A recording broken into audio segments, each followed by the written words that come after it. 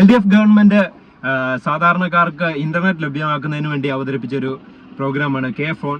ആ കെ ഫോണുമായിട്ട് ബന്ധപ്പെട്ട വലിയൊരു അപ്ഡേറ്റ് ഇപ്പോൾ വന്നിരിക്കുകയാണ്. അതിനെപ്പറ്റിയാണ് ഇന്നത്തെ വീഡിയോ. നമുക്ക് നേരെ വീഡിയോയിലേക്ക് പോകാം. അതായത് സാധാരണക്കാർക്ക് ഇന്റർനെറ്റ്, പ്രത്യേകിച്ച് പിന്നോക്ക വിഭാഗങ്ങളിലുള്ള ആൾക്കാർക്ക് സൗജന്യമായി ഇന്റർനെറ്റ് ലഭ്യമാക്കുന്നതിനുള്ള ഒരു പദ്ധതിയായിട്ടാണ് കെ ഫോൺ ശ്രദ്ധ ആകർഷിച്ചത്. അല്ലെ, പിണറായി സർക്കാരിന്റെ കാലത്ത് ഒരു വലിയൊരു മുന്നേറ്റമായിരുന്നു. അതെ, 2018 ഇപ്പൊ നമ്മളിപ്പോ സ്മാർട്ട്, കെ സ്വിഫ്റ്റ്, അങ്ങനെ കുറെ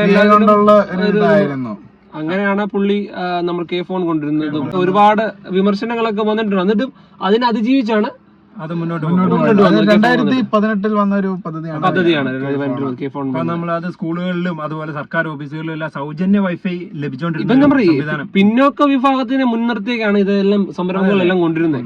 അങ്ങനെ കൊണ്ടുവന്നൊരു സംരംഭമാണ് കെ ഫോൺ. അതായത് സാധാരണക്കാർക്ക് ഇതൊന്നും ചെയ്യാൻ പറ്റത്തില്ല.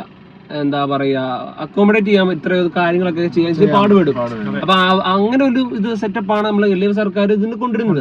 അത് പിന്നീട് അത് അടിസ്ഥാന ആവശ്യമായിട്ട് സർക്കാർ മാറ്റി. അങ്ങനെ അടിസ്ഥാന ആവശ്യമാക്കി മാറ്റുന്ന ആദ്യത്തെ സംസ്ഥാനം കേരളമാണ്.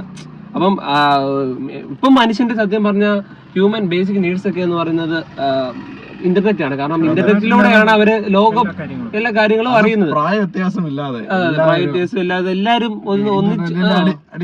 അഡിക്ഷനാണ്. ഇനിയിപ്പോ ഇന്റർനെറ്റ് ഇല്ലാത്ത ഒരു കാലഘട്ടത്തെ മുന്നോട്ടുള്ള പഠനങ്ങളിലെല്ലാം ഇത് വേണ്ടി വരുന്ന ഒരു ഇതാണ്. ഇന്റർനെറ്റ് ഇല്ലാതെ പറ്റത്തില്ലല്ലോ. എല്ലാം ഇപ്പം സാങ്കേതികത എല്ലാം കൂടി ഇരിക്കുന്നൊരു ടെക്നോളജി എല്ലാം മാറിക്കൊണ്ടിരിക്കുകയാണ്. തൊഴിലില്ലായ്മ പോലും ഉണ്ടാകുന്ന സാഹചര്യത്തിലേക്ക് വരുന്നു. അതെ, ടെക്നോളജിയുടെ ഇതുകൾ. അതെ. ഓൺലൈൻ വഴി ആയതുകൊണ്ട് അവിടെ ജോലി സാധ്യത പോലും. ഇപ്പം അവിടെയാണ് ആ കെ ഫോണിന് ഒരു തടയിടാൻ വേണ്ടി പോയല്ലേ. അതെ, പുതിയൊരു അപ്ഡേറ്റ് വന്നിരിക്കുന്നത്. അതായത് സ്കൂളുകളിലൊക്കെ ഇപ്പൊ സൗജന്യമായിട്ട് കൊടുത്തിരിക്കുന്ന ആ ഒരു കെ ഫോണിന്റെ സേവനം നിർത്തിയിട്ട് ഇനിയിപ്പം കൃത്യമായിട്ട് ബില്ലടയ്ക്കുന്നവർക്ക് മാത്രം. അതായത് നമ്മളിപ്പം കറണ്ട് ഒക്കെ എങ്ങനെ യൂസ് ചെയ്യുന്നു, ബില്ലടച്ച് യൂസ് ചെയ്യുന്നു, അതുപോലെ കെ ഫോൺ നിലവിൽ അങ്ങനെ വരാൻ പോവാണ്.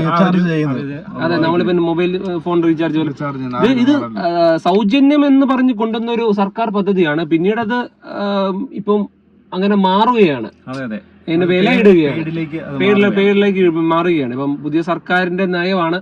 അതിനെക്കുറിച്ച് കൂടുതൽ ക്ലാരിഫിക്കേഷൻ നമുക്ക് ഇതുവരെ കിട്ടിയിട്ടില്ല. വരും ദിവസങ്ങളിൽ അതിനെക്കുറിച്ചുള്ള കൂടുതൽ കാര്യങ്ങൾക്ക് അറിയാൻ പറ്റും.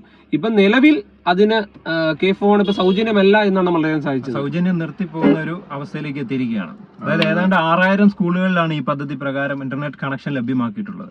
പണമടച്ച് മാത്രം സേവനം ലഭ്യമാക്കുന്ന രീതിയിലേക്ക് കെ ഫോൺ മാറിയിരിക്കുകയാണ്. ഇനി സൗജന്യമായിട്ട് ഇപ്പൊ സർക്കാർ ഓഫീസുകളിലും മറ്റും അതുപോലെ സ്കൂളുകളിലും ഒക്കെ സൗജന്യമായി ലഭ്യമാക്കിയിരിക്കുന്ന ഈ ഒരു കെ ഫോണിന്റെ ഈ സേവനം നിർത്തുന്നു എന്നൊരു അപ്ഡേറ്റ് ആണ് ഇപ്പോൾ വന്നിരിക്കുന്നത്. സൗജന്യം നിർത്തുന്നു എന്നാണ്. ബില്ല് പേ ചെയ്ത് നമുക്ക് യൂസ് ചെയ്യാം. നെറ്റ് റീചാർജ് ചെയ്യുന്ന പോലെ അതുപോലെ റീചാർജ് ചെയ്യാം. അപ്പം ഇപ്പൊ ഞാൻ ഒരു കാര്യം ഇപ്പൊ ജിയോ ഇപ്പൊ നമുക്ക് അങ്ങനെ ഒരു സേവനം കൊണ്ടുവന്നു. ആദ്യമേ ഫ്രീ ആയി കൊണ്ടുവന്നു, 1.5 വർഷത്തോളം ഫ്രീ ആയിരുന്നു. പിന്നീട് അത് പെയ്ഡിലേക്ക് വന്നു.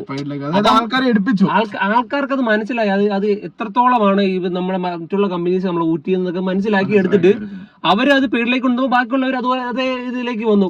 അതുപോലെ ഇപ്പം ആൾക്കാരിലേക്ക് എല്ലാവർക്കും ലഭ്യത കൊടുത്തിട്ട് പെട്ടെന്ന് ഒരു ദിവസം പെയ്ഡാന്ന് പറഞ്ഞാലും ആൾക്കാർ ചെയ്തു പോകും.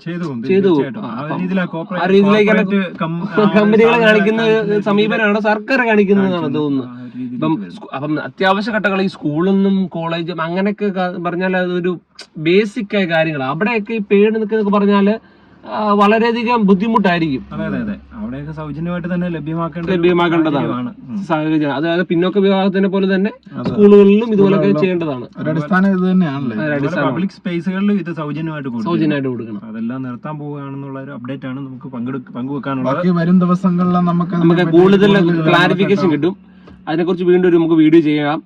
അപ്പം ഇതിനെപ്പറ്റി നിങ്ങളുടെ അഭിപ്രായങ്ങൾ താഴെ കമന്റ് ചെയ്യാൻ മറക്കണ്ട. പുതിയൊരു വീഡിയോ ആയിട്ട് വീണ്ടും കാണാം. അതുവരേക്കും ബൈ.